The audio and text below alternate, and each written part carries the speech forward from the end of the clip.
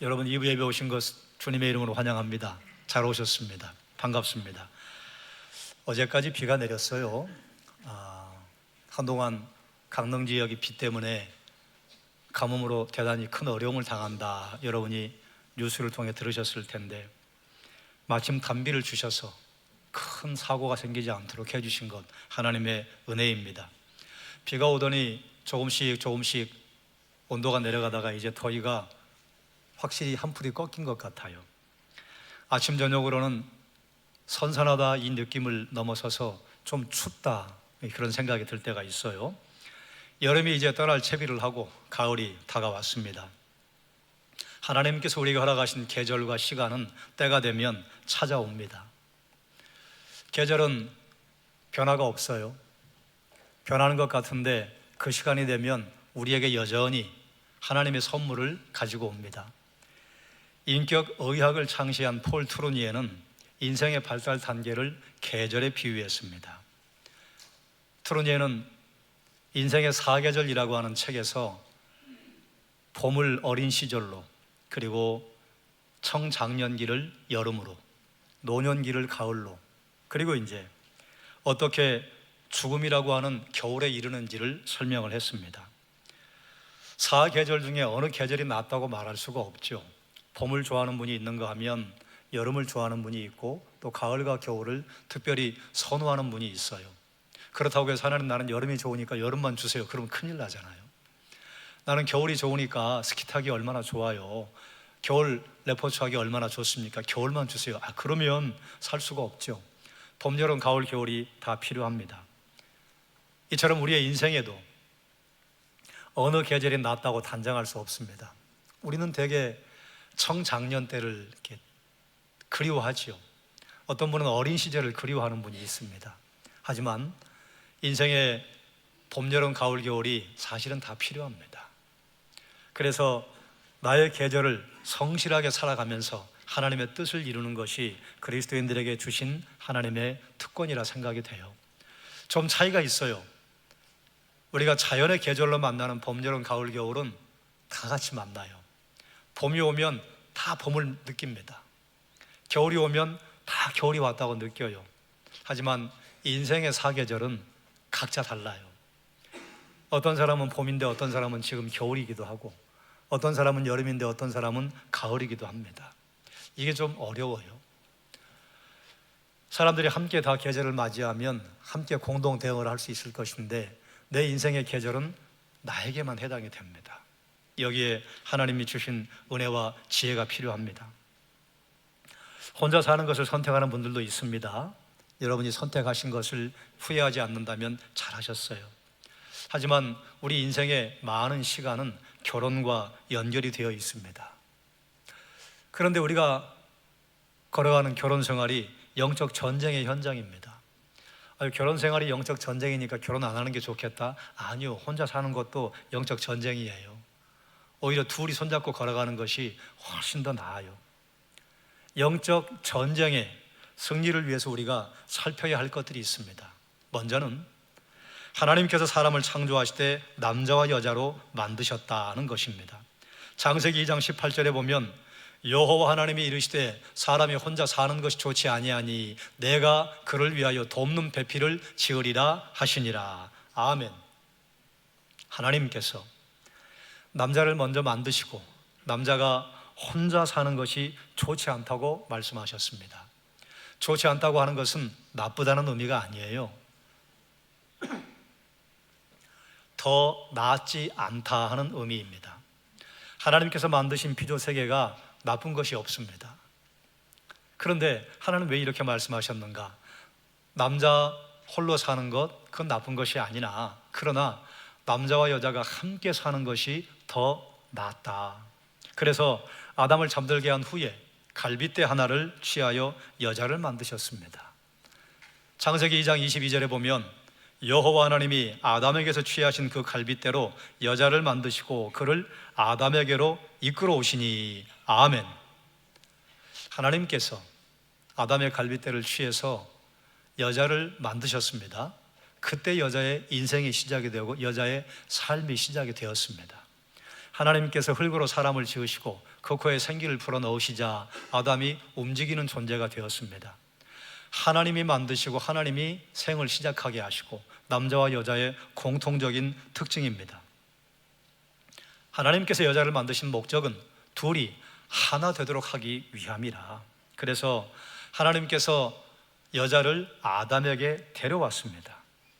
하나님이 소개시켜 주신 거예요. 하나님이 짝을 찾아주신 거예요. 하나님이 중매하셨어요.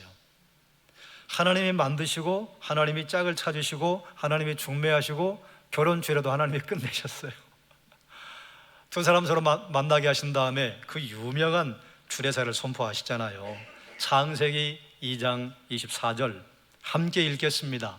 이러므로 남자가 부모를 떠나 그의 아내와 합하여 둘이 한 몸을 이룰지로다. 아멘. 가정은 하나님께서 허락하신 하나님의 사랑의 결과입니다. 그 다음 구절에 이런 표현이 있어요. 두 사람이 벌거벗었으나 부끄러워하지 아니하더라. 우리는 벗었다 그러면 우리 시대의 상황으로 이해를 해요. 그런데 에덴 동산으로 좀 돌아갈 필요가 있어요. 부끄러워하지 않더라. 부끄러움이 언제 왔지요? 죄를 짓자 부끄러움이 찾아왔습니다. 수치심이 죄의 결과로 찾아왔습니다. 타락이 전에 하나님의 온전한 형상으로 창조가 되었던 아담과 하와에게는 부끄러움이 없었습니다. 왜냐하면 아직 죄가 침투하지 않았기 때문이에요.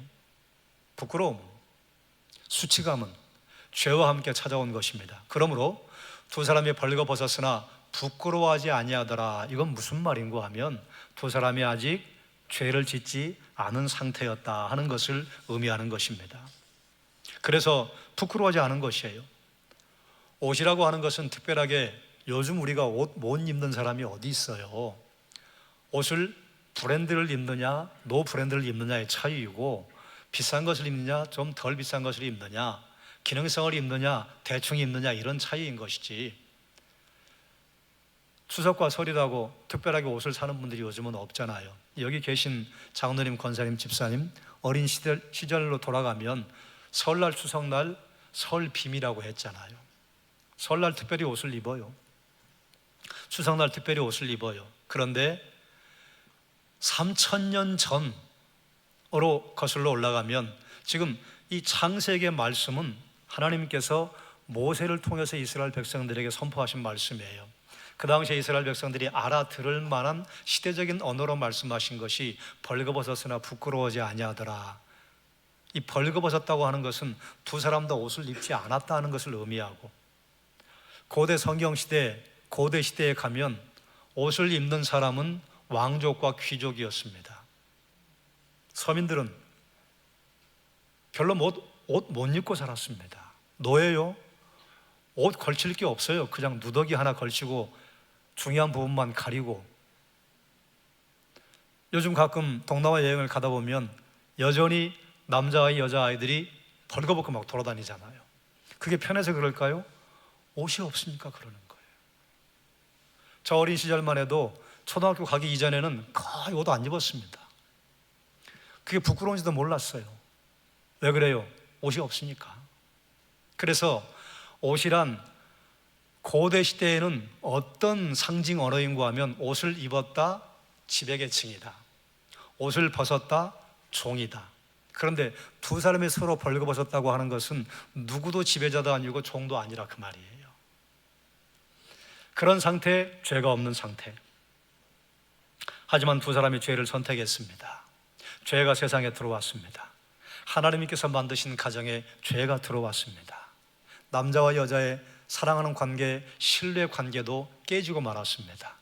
서로 책임을 전가하기에 바빴고, 예전에는 옆에만 있어도 노래가 절로 나오는 상대였는데 이제는 원망과 불평이 나오는 상대로 바뀌고 말았습니다. 하나님께 죄를 짓는 것은 하나님께 범죄한 것으로 끝난 것이 아니라 사람과의 관계를 깨뜨리고 사람과 피조세계와의 관계를 깨뜨려서, 예전에는 사람과 피조세계의 관계가 서로 돌봐주고 위로해주고 배려하는 관계였는데 이제는 서로 공격하는 사이가 되고 말았습니다.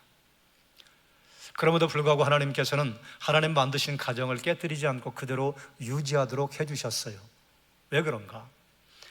하나님의 형상으로 인간이 만들어졌다고 하는 것은 하나님의 형상, 하나님의 품성이 우리 속에 있다는 것인데, 하나님의 품성 가운데 대표적인 것이 삼위일체에서 나오는 사랑의 교제입니다. 어떤 사람은 우스갯소리를 이렇게 말해요. 당시 에덴 동산에 남자와 여자는 아담과 하와 둘뿐이었는데 어디로 간다는 말인가? 두 사람이 뭘 헤어진다는 말인가?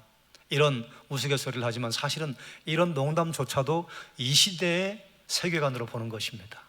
그 시대의 세계관으로 본다면 하나님께서 여전히 죄로 말미암아 오염되었지만 함께 모여 살도록 은혜를 허락하신 것이 가정입니다.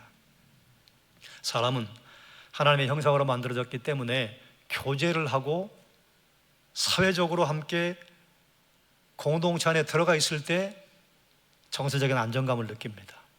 가정에 소속이 되든지 아니면 또래 집단에 소속이 되든지 소속된 공동체가 있을 때 인간은 안정감을 느낍니다.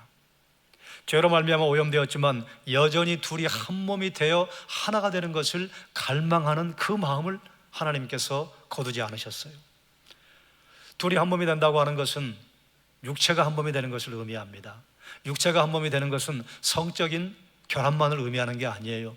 육체가 하나가 되는 것은 단순하게 몸이 하나가 되는 것이 아니라 마음도 하나가 되고 영적인 수준도 하나가 됩니다.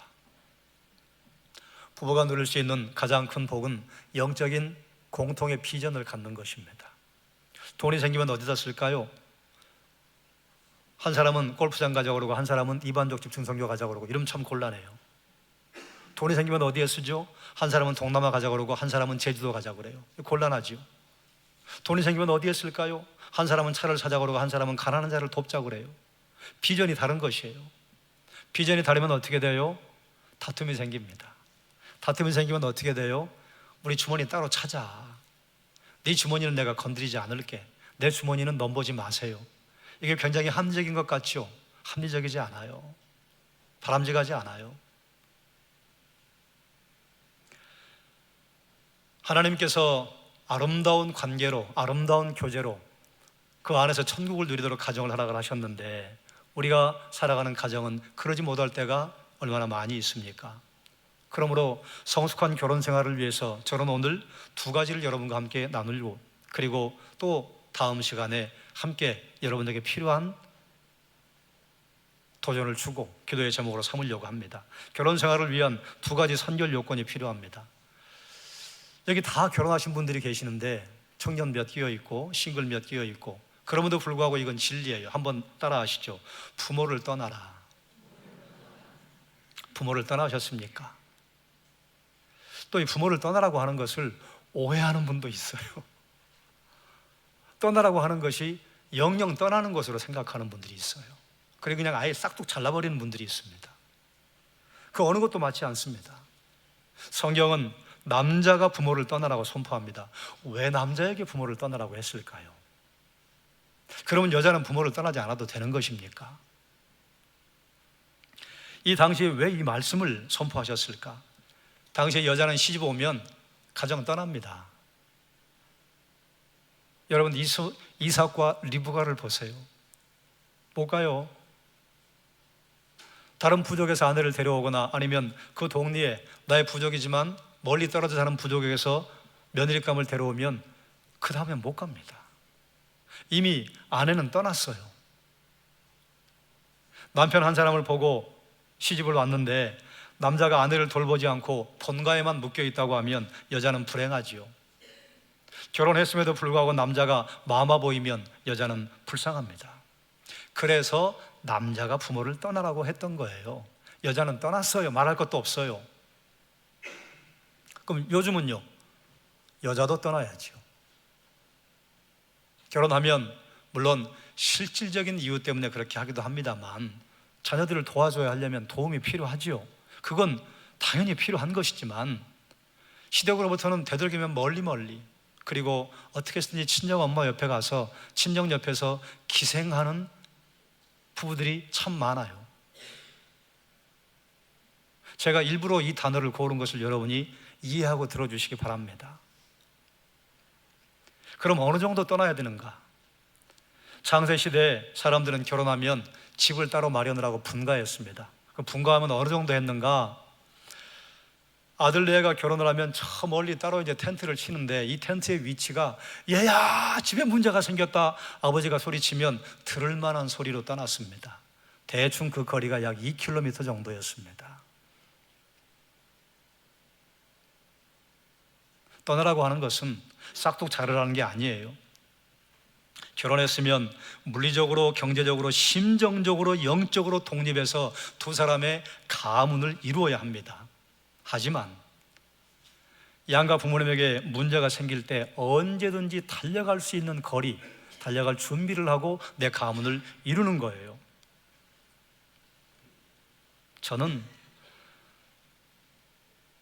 이 자리에 거의 대개 부모님들이 앉아 계시기 때문에 이제는 이 말의 뒤에 괄호 열고를 하나 더 붙이려고 해요.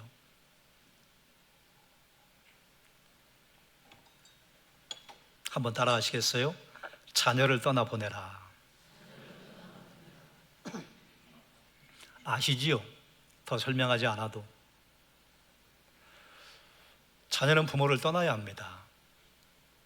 결혼을 했음에도 불구하고 어떻게 해서든지 부모 집에 기둥뿌리를 뽑아가려고 호시탐탐 노리는 것은 그건 건강하지 않아요. 독립해야 해요.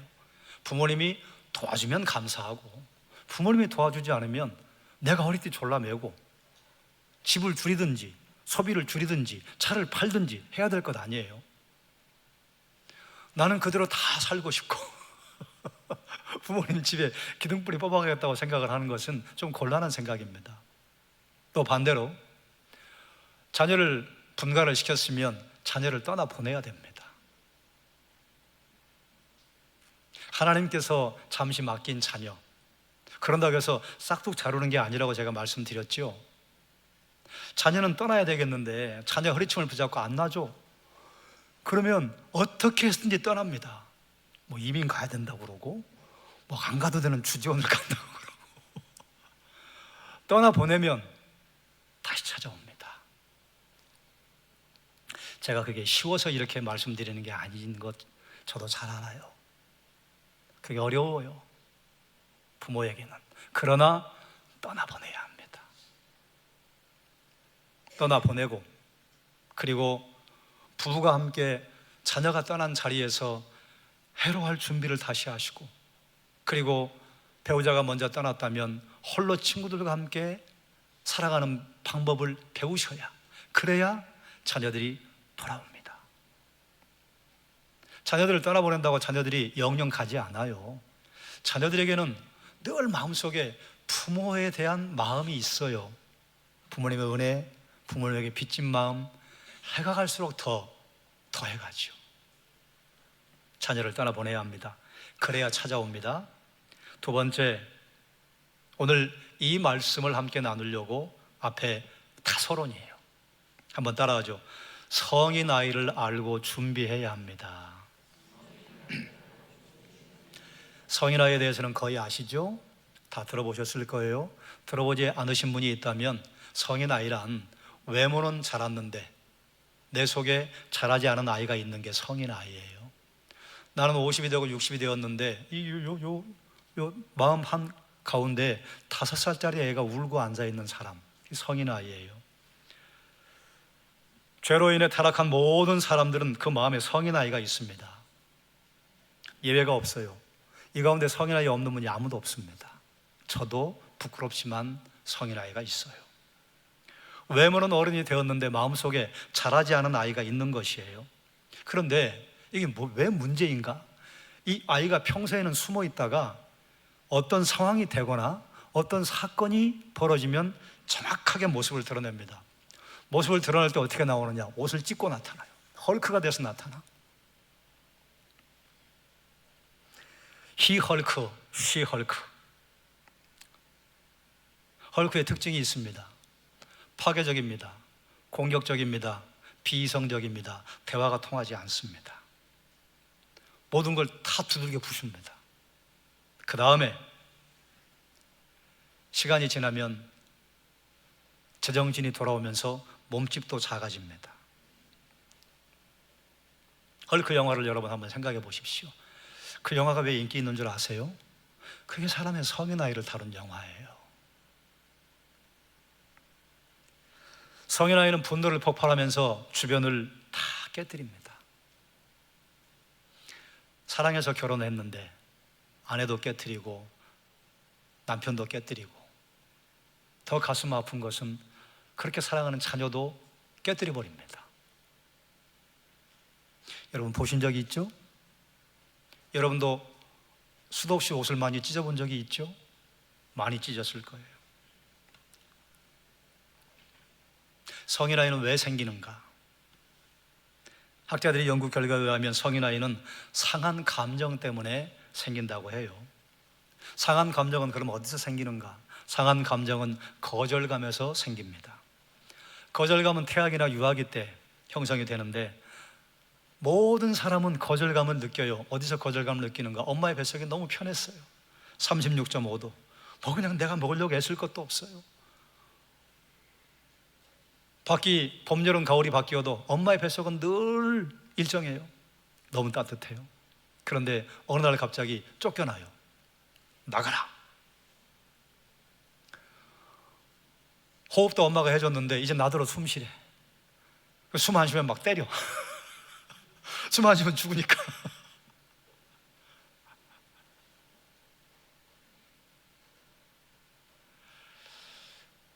아이들이 보면 엄마의 젖을 먹으면 자잖아요.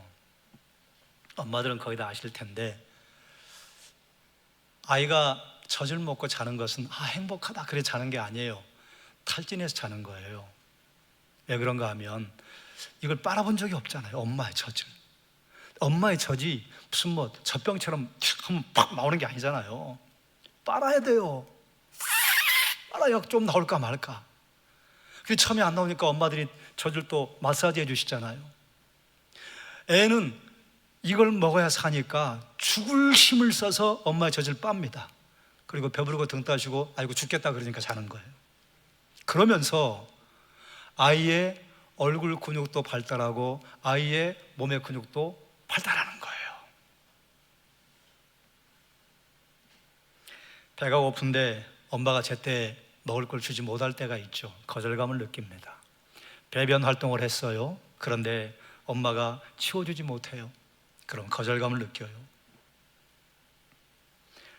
그럼 모든 부모가 사악해서 그런가? 아니요. 부모도 몰라서 그러고 부모도 힘들어서 그러고 친구 간의 따돌림, 부모의 편애, 성적인 차별, 교사의 차별 대우를 통해서 거절감이 생깁니다. 상한 감정이 만들어져요. 상한 감정은 해결되지 않은 분노에서 생깁니다. 분노라고 하는 것은 무턱대고 생기는 게 아니에요. 분노는 권위자에게 부적절한 대우를 받았는데 이것을 표현하지 못하고 억누를 때 분노가 생깁니다.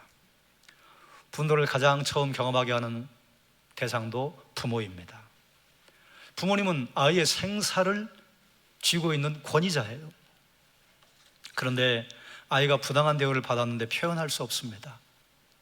이걸 부모의 시각으로 바꾸면 아이에게 뭔가 가르치기 위해서 제재를 했는데 아이는 부당한 대우를 받았다고 해석하는 거예요.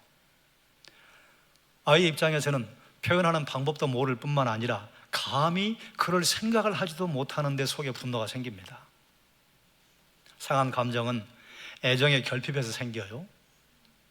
엄마와 아빠에게 완전하게 사랑받고 싶은데 엄마 아빠도 그러지 못할 때가 얼마나 많아요. 그러지 못할 때가 있지요. 그리고 결정적으로 동생이 생기면 사랑의 파이가 이만했는데 파이가 작아져요. 우리는 작아진다고 생각하는데 아이의 입장에서는 다 사라졌다고 생각을 합니다.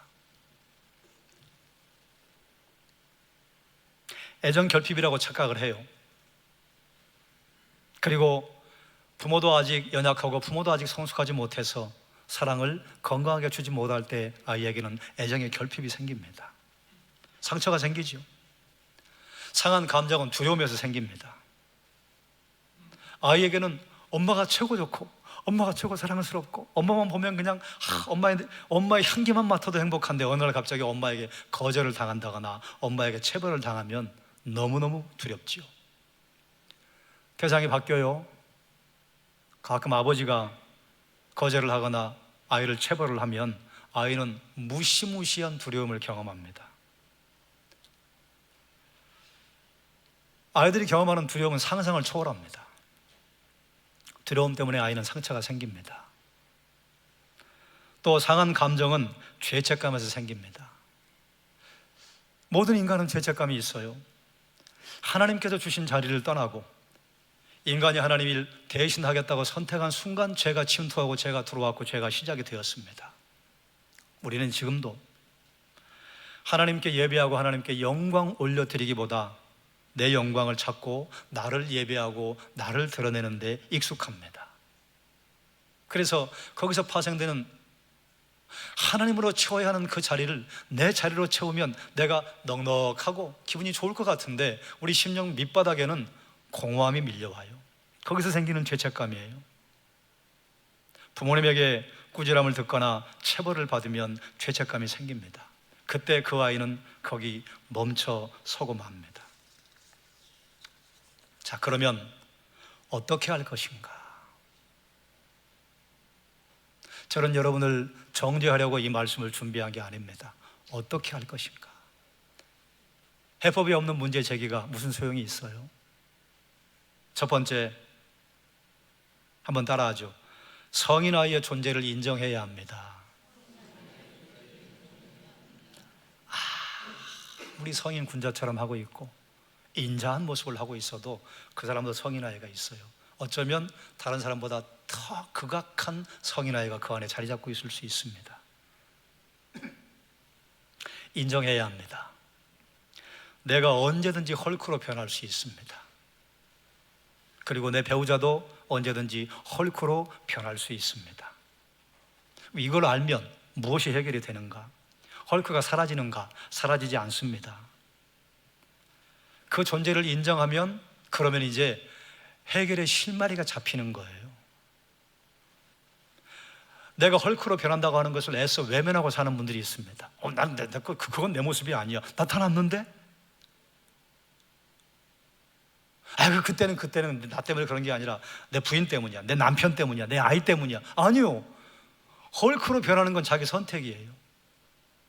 그런데 이게 워낙 빠른 시간에 일어나기 때문에 거의 조건 반사적인 그 생각을 하면서 너 때문이라고 착각합니다. 내가 헐크로 변한다. 우리에게는 견고한 진이 있습니다. 항상 우리를 넘어뜨리는 그 자리가 있어요. 거기에 넘어진 분은 다음에 넘어질 때 꼭 그것 때문에 넘어집니다. 그런데 헐크는 그 지점과 연결돼서 나타나요. 나의 미숙함이죠. 아까도 말씀드렸지만 내가 헐크로 변하면 사랑해서 결혼했는데 사랑하는 사람에게 마음의 상처뿐만이 아니라 몸의 상처까지도 입힐 때가 종종 있어요. 내 자녀들에게도 엄마나 아빠가 헐크로 변하면 아이들은 속수무책입니다. 부끄러운 헐크였을 때가 참 많았죠. 그걸 하나님께 내어놓는 거예요. 우리가 하나님에게 내 죄를 고백하고 나의 연약함을 내어놓는다고 하는 것은 나의 고상한 죄, 나의 괜찮은 죄, 이걸 고백하는 게 아니라 무자비한 내 속에 있는 이 야만적인 헐크,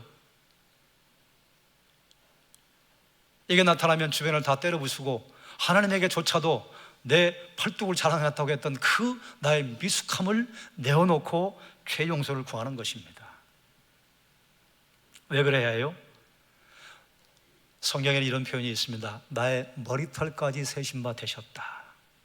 나의 머리털까지 세셨다면 하나님께서는 나의 성인 아이의 그 연약함, 나의 성인 아이의 공격성, 나의 성인 아이의 치명성도 누구보다 잘 아는 분이에요. 그러므로 도울 수 있는 분은 하나님밖에는 없습니다. 그분의 도움을 요청하는 거예요. 여러분, 하나님께 죄 고백할 때 고상한 죄 고백이 있을 수 없습니다. 얼마나 더럽고 얼마나 처참한데 고상하게 죄를 고백을 해요? 그럼 불가해요. 내가 고상하게 죄를 고백했다? 다른 사람들 앞에 그걸 죄라고 그래. 그런 걸 나는 그걸 죄라고 생각해요. 그리고 고상한 죄를 다른 사람들에게 이야기하고 고백하는 것과 똑같아요.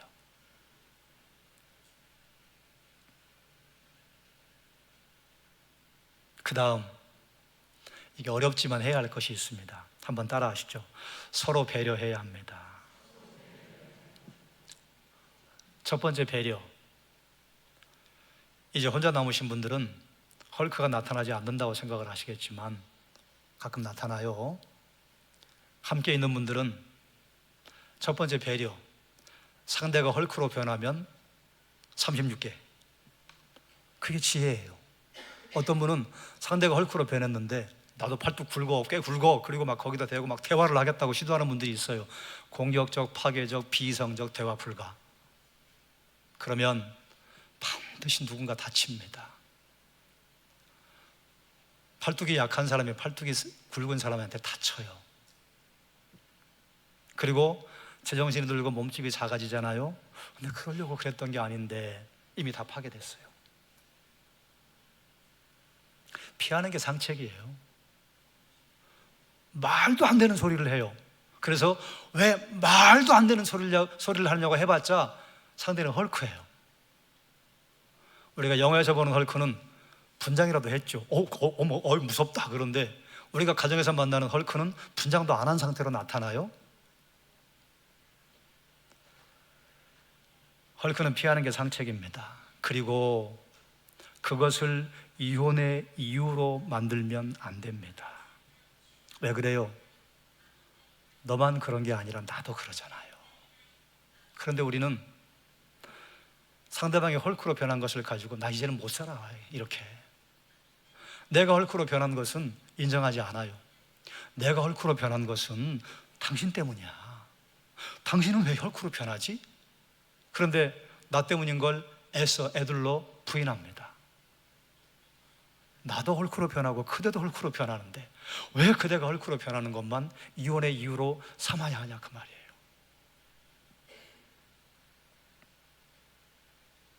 제가 결혼 예비학교를 할 때 청년들에게 해주는 이야기입니다.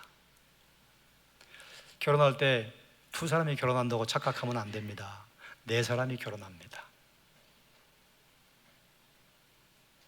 아들, 딸이 아니에요.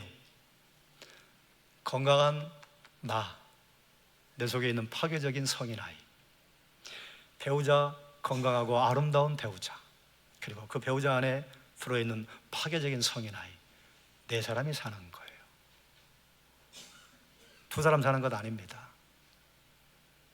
평소에는 두 사람처럼 보이는데 갑자기 한 사람이 어디서 나타났는지 짱가처럼 나타나.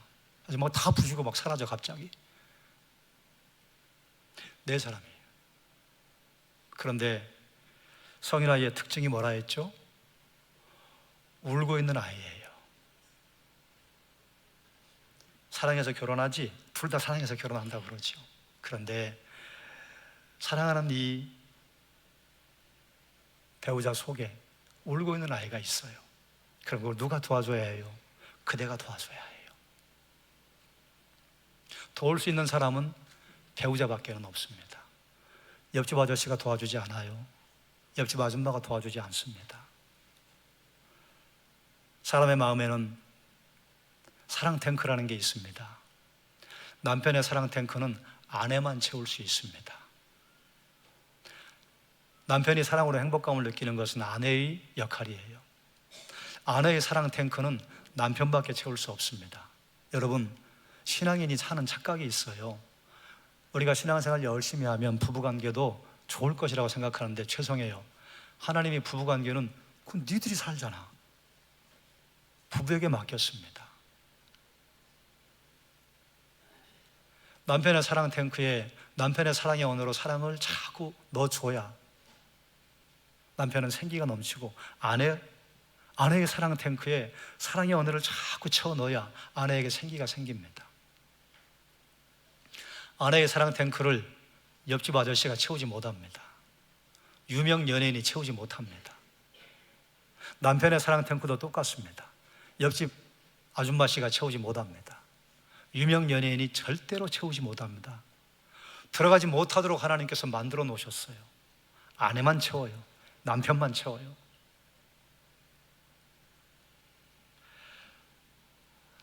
감정 계좌도 역시 마찬가지입니다.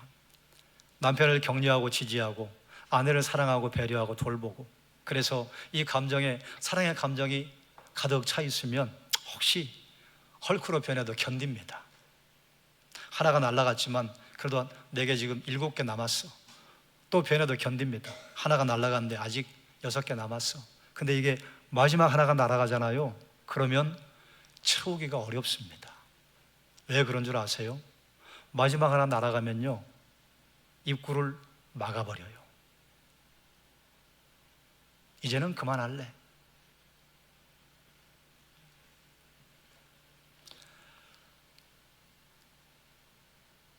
배려라고 하는 것은 먼저 자기가 성인 아이가 있고 헐크로 변한다고 하는 것을 인정할 때 배려가 가능하고, 배우자의 성인 아이가 울고 있잖아요. 그런데 이 성인 아이도 잘합니다. 어떻게 잘하는가? 첫 번째는 하나님의 사랑을 경험하면 잘하고, 두 번째는 배우자의 배려와 사랑으로 잘합니다. 성인 아이가 잘하면 헐크로 변하는 시기가 줄어듭니다. 헐크로 변해도 덜 공격적이 됩니다. 그리고 금방 정상인으로 돌아옵니다.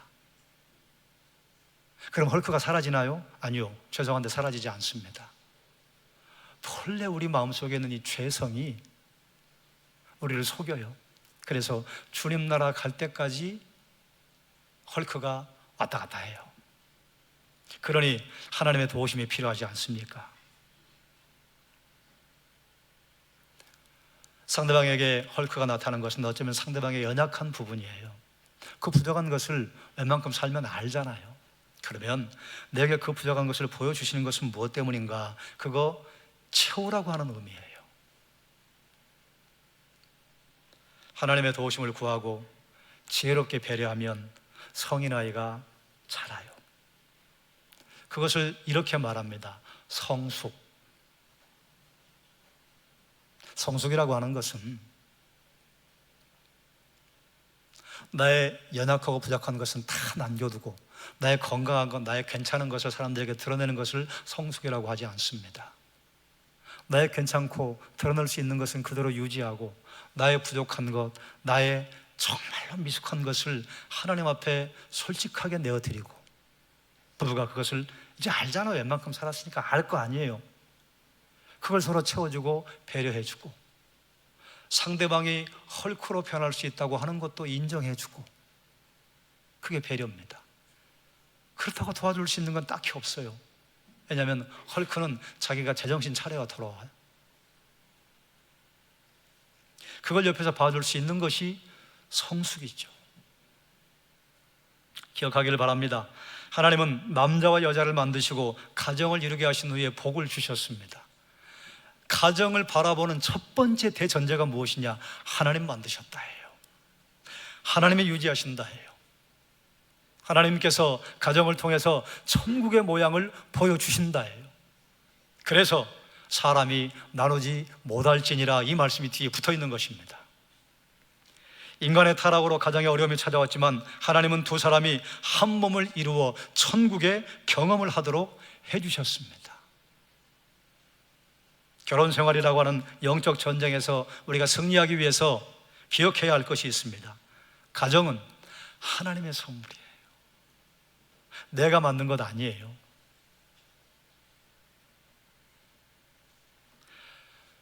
두 번째는 부모를 떠나는 것입니다. 지금 여기 계신 분들이야 부모님들이 다 떠나셨고, 고아라고 말하기는 좀 그렇지만 부모 없는 고아가 된 분들이 얼마나 많아요. 그런데 이제 우리는 괄호 열고 자녀를 떠나보내라. 떠나보내야 돌아옵니다.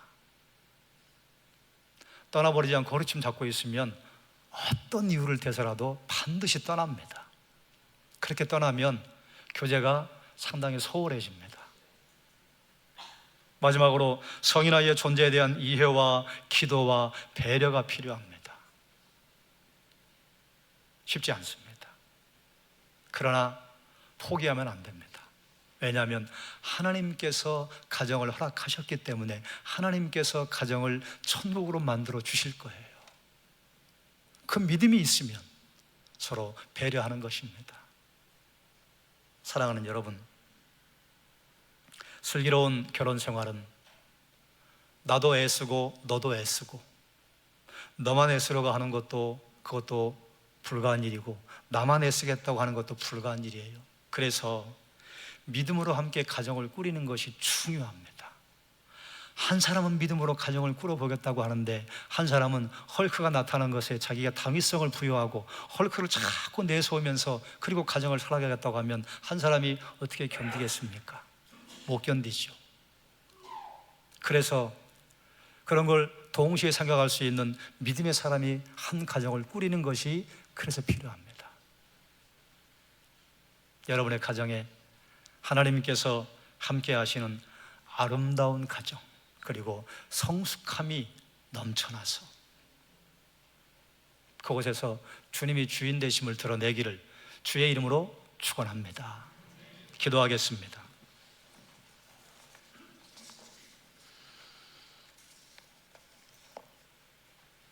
사랑하는 하나님, 우리를 이 땅에 만드시고 우리가 지은 죄의 결과로 말미암아 우리의 주변이 많이 엉클어져 있는데 우리는 내가 불지르고 내가 부러뜨린 것을 생각하지 않고 무질서하게 돼버린 주변의 상황을 보고 하나님에게 손가락질을 할 때가 얼마나 많은지요. 자꾸 하나님에게 책임을 전가하고 하나님 탓이라고 하고 하나님은 무너진 것을 보수하고 무질서한 삶의 질서를 부여하고 우리가 아직 죄인 되었을 때 그럼에도 불구하고 아들을 보내사 우리의 사랑을 틀어내시고 우리가 살 길을 열어주셨는데 우리는 너무 심각한 착각 속에 살아갈 때가 참 많습니다. 아쉽게도 이 착각은 배우자를 향하고 자녀를 향하고 부모를 향할 때가 얼마나 많은지 하나님 우리의 눈 열어 주옵소서. 그리하여 가정을 만드신 하나님, 가정을 통해서 구원의 준비를 하게 하시는 하나님의 그 영적인 원리와 놀라우신 은혜를 깨달아 알아 종들의 가정이 천국 되게 하시고 종들의 가정이 하나님의 은혜의 통로가 되게 해주시기를 원하옵나이다. 일어나서 빛을 발하게 해주시기를 원하옵나이다. 예수님의 이름으로 기도드리옵나이다. 아멘.